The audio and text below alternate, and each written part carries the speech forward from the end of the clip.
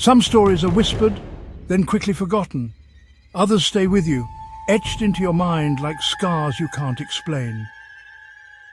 The kind of stories that make you question what's lurking just beyond the edge of the light. These aren't campfire tales. These are real events, experienced by real people, and they defy explanation. So turn off the lights, put on your headphones, and get ready to question what you think you know about the world. If you love the strange, dark and mysterious, hit like and subscribe. It helps the channel and keeps the stories coming. Now brace yourself, we're about to dive into the abyss of true terror. Our first story takes us deep into the ancient, sprawling Appalachian mountains, a place where the wilderness reigns supreme and the echoes of forgotten tales linger in the rustling leaves. It's here, amidst the towering trees and winding trails, that David, an experienced hiker with a thirst for solitude and adventure, set out alone for a multi-day trek, seeking to immerse himself in the raw beauty of nature. He was prepared for the challenges of the trail, but nothing could have prepared him for what he would encounter. The first day was perfect, peaceful, serene, a symphony of birdsong and sunlight filtering through the canopy. The air was crisp and clean, and the trail unfolded before him like a ribbon, beckoning him deeper into the heart of the mountains. But on the second day, as the sun began to dip lower in the sky, casting long, dancing shadows across the forest floor, something changed. A subtle shift in the atmosphere, a prickling sensation on the back of his neck. David felt watched, an unsettling feeling that grew stronger with each passing hour. Not by an animal whose presence he would have recognized, but by something intelligent, something that seemed to be studying him from afar, lurking just out of sight, playing a game of cat and mouse in the dense undergrowth. He caught a glimpse, a fleeting impression, almost too quick to register. A tall, slender, humanoid figure, its form distorted by the shadows and the distance. Moving unnaturally between the trees, its movements fluid and unsettling, defying the natural rhythm of the forest. Fear gnawed at him, a cold knot tightening in his stomach. But he pressed on, driven by a mixture of stubbornness and a desperate hope that he was simply imagining things. But the sense of being stalked grew stronger with every step. The feeling of unseen eyes boring into his back, the rustling of leaves that sounded too deliberate to be the wind. As night fell, casting an inky blackness over the forest, David, his nerves frayed and his senses on high alert, set up camp in a small clearing, hoping that the open space would offer some measure of security. He was too afraid to light a fire, knowing that the flickering flames would only serve to draw unwanted attention in the darkness. The forest was silent, eerily so, the usual chorus of nocturnal creatures replaced by an unnerving stillness that pressed in on him from all sides. Then the silence was broken. Footsteps circled his tent, crunching on the dry leaves and twigs that littered the forest floor. Slow, deliberate, each footfall measured, purposeful, sending shivers down his spine. Something brushed the fabric of the tent, a light, tentative touch that sent a jolt of pure terror through him. And then, a sound that he would never forget. A deep, guttural sniff right by his head, as if whatever was outside was trying to discern what lay within. The silhouette cast against the tent wall was impossibly tall, stretching far beyond any natural proportions, limbs spindly and wrong, contorted into shapes that defied the laws of anatomy. David lay frozen, every muscle in his body tense, clutching his knife with a white-knuckled grip, his heart pounding against his ribs like a trapped bird. As the creature circled, its shadow a grotesque dance on the tent walls, examining him, probing his defenses, deciding his fate. After an eternity that stretched into an unbearable torment, the footsteps finally faded, receding into the darkness, leaving behind only the echo of terror. He didn't sleep, not a wink. His mind racing, his body trembling, every rustle of leaves, every snap of a twig, sending fresh waves of fear through him. At dawn, as the first rays of light pierced through the trees, he fled, abandoning all his gear, his food, his supplies, everything except the clothes on his back and the knife in his hand. He never looked back, never returned to those woods, driven by a primal fear that transcended all reason. To this day, Years later, he doesn't know what stalked him in those woods, what malevolent entity invaded his solitude, only that it was real and it was hunting, and he was its prey. Was it a person, a deranged hermit living in the wilderness? An animal, some undiscovered predator lurking in the shadows? Or something ancient, something primordial, a creature of myth and legend that doesn't want to be found, a guardian of the woods protecting its domain? David survived, physically unharmed, but the memory haunts him still, a constant reminder of the darkness that lurks beneath the surface of the natural world. Sometimes the wilderness watches back, its eyes unseen, its motives unknown. And sometimes it doesn't want you to leave, holding you captive in its embrace, a prisoner of its secrets. The Appalachian woods hold secrets, ancient and profound, whispered on the wind and etched into the very fabric of the trees. And some are better left undiscovered, buried deep within the earth, shielded from the prying eyes of humanity. If you ever feel watched in the forest, a sense of unease settling over you like a shroud, trust your instincts, that primal voice that whispers warnings in the back of your mind. Not every shadow is empty. Some conceal things that are best left undisturbed. Some things are meant to stay hidden, lurking in the darkness. Their existence a secret known only to the woods themselves. David was lucky to escape with his life. Not everyone who ventures into those woods is so fortunate. Remember, in the deep woods, far from the familiar comforts of civilization, you're never truly alone. The wilderness is always watching, always listening, and sometimes it's waiting. Our next story follows Maria, a dedicated woman who spends her nights connecting people in need with the help they desperately require. A veteran, 911 dispatcher, someone who has dedicated years of her life to being the calm voice in the storm, the steady hand guiding people through their darkest hours. Who thought she'd heard it all? Every kind of emergency, every type of plea, every possible human drama unfolding on the other end of the line. She believed nothing could surprise her anymore, until one night changed everything. A night that would challenge her understanding of reality and leave her questioning the very nature of communication. At 2:17 a.m. a call came in, piercing the quiet hum of the dispatch center. It was a time when the world seemed to hold its breath, a time when shadows danced and secrets stirred. Silence. An unsettling, heavy silence that pressed against Maria's ears, a silence that felt thick and unnatural. Just faint, raspy breathing, the kind that sends shivers down your spine, hinting at something unseen and unwell. And a slow, rhythmic creak, a sound that echoed with age and weariness, a sound that spoke of secrets hidden within the walls, like a rocking chair or floorboard, a sound that painted a picture of an old, forgotten place, a place where time stood still. Maria followed protocol, her fingers dancing across the console, her mind racing to understand the situation, trying to get a response, her voice calm and reassuring, a beacon in the darkness, hoping to coax some information from the other end of the line. The only reply, a chilling response that defied logic and reason, a whisper, barely audible, a breath of sound that seemed to slither through the wires, carrying a message of dread.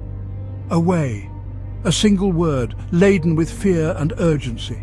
She dispatched officers to the address, her heart pounding in her chest, a sense of unease settling deep within her.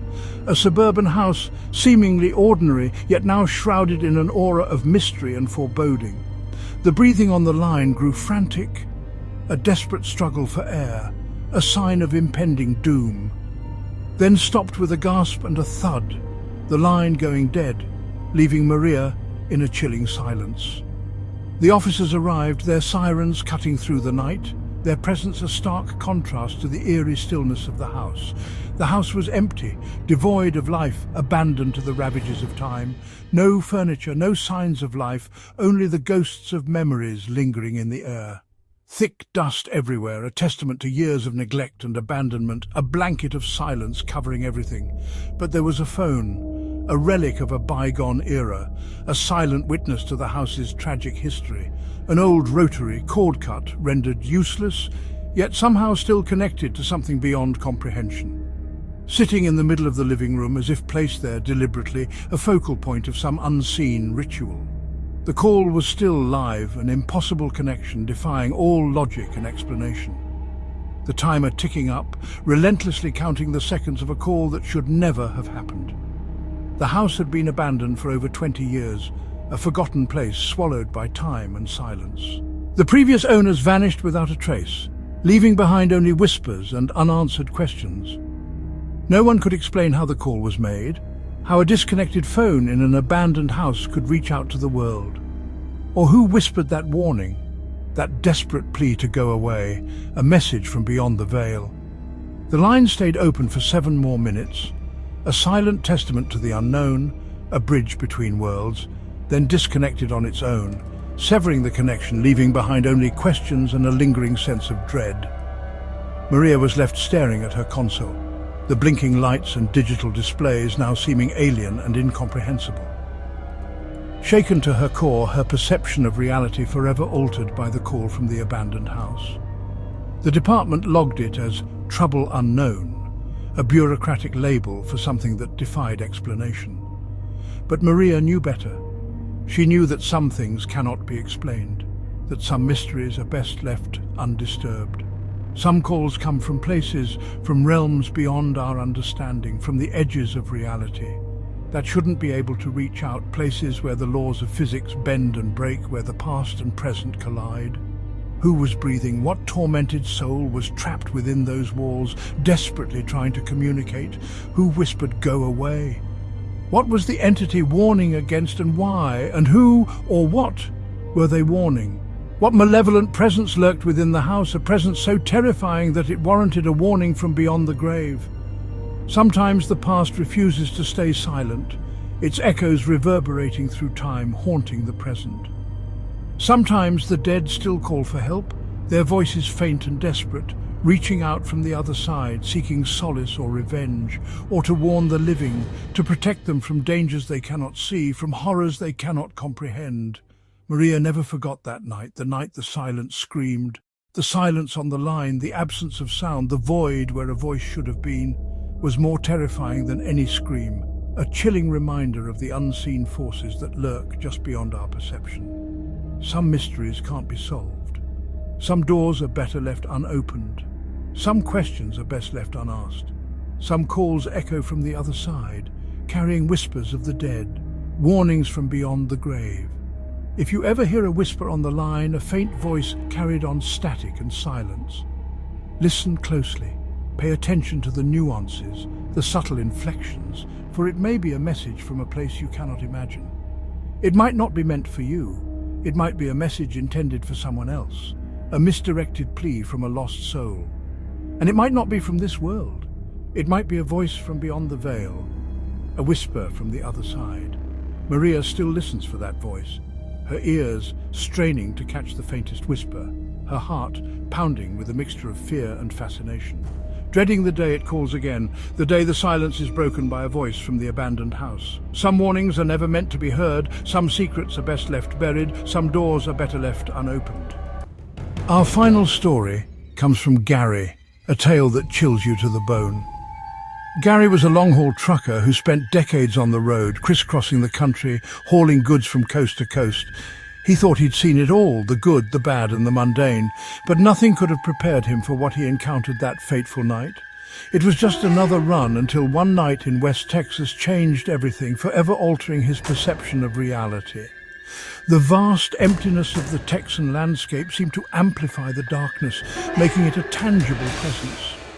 Alone at a desolate rest stop, miles from civilization, the silence was deafening, broken only by the occasional howl of the wind. Weary from the long drive, Gary settled into sleep, hoping for a few hours of respite before hitting the road again.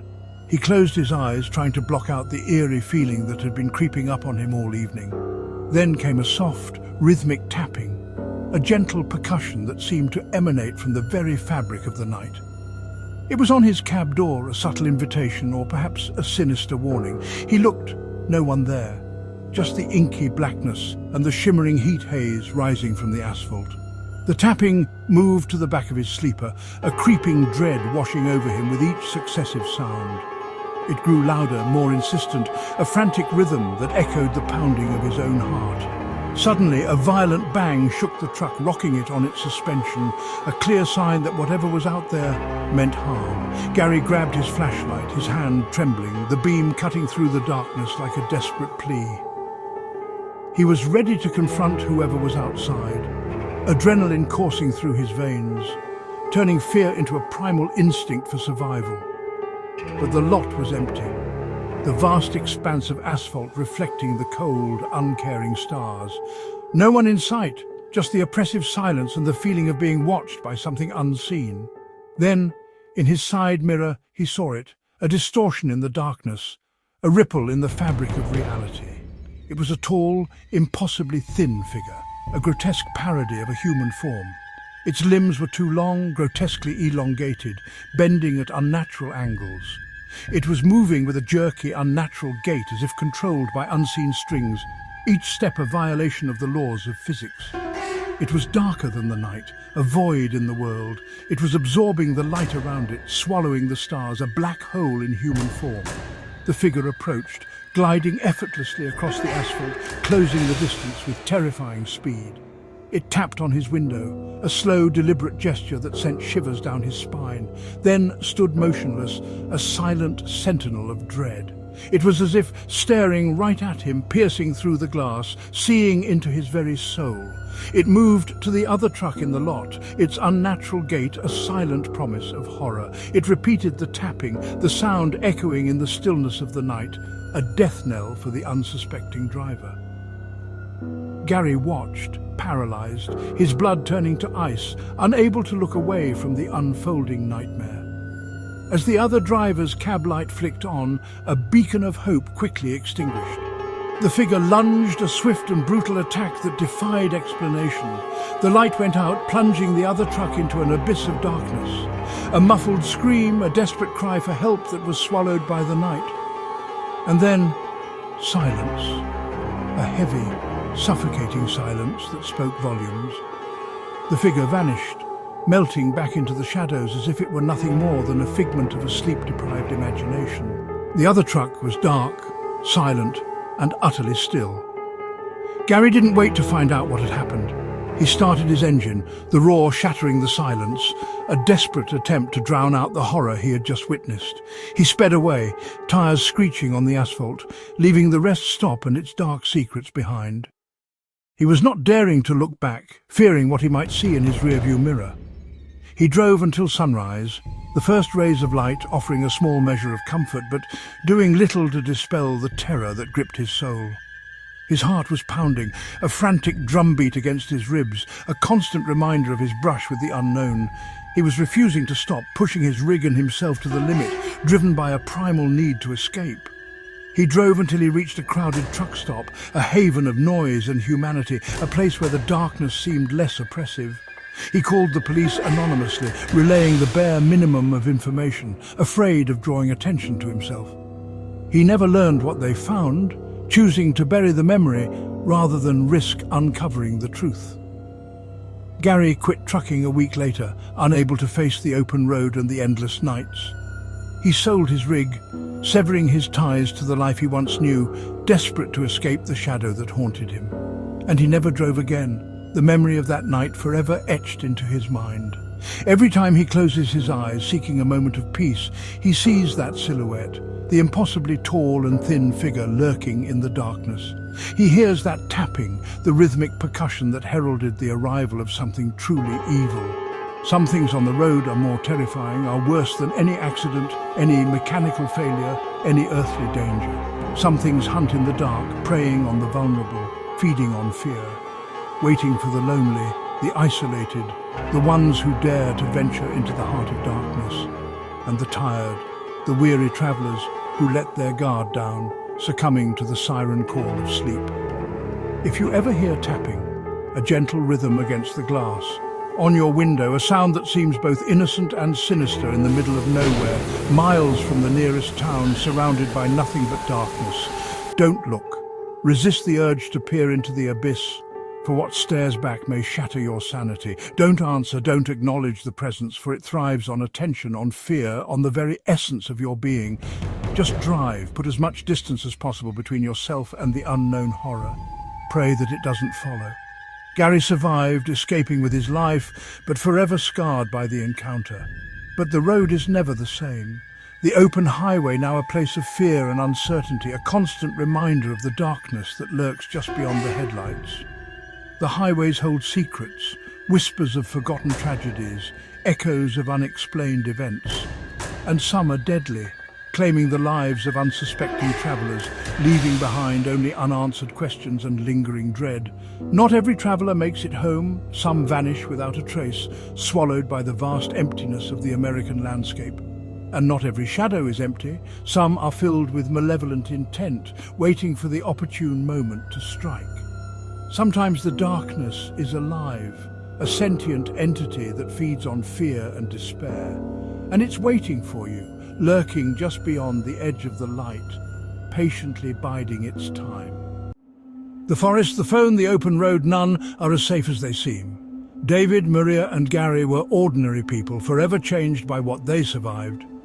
Their stories remind us reality can be far more terrifying than fiction. We are not always in control. Some mysteries are never solved. The world is full of shadows, and sometimes the shadows look back. Thank you for joining me on this journey into the strange, dark and mysterious.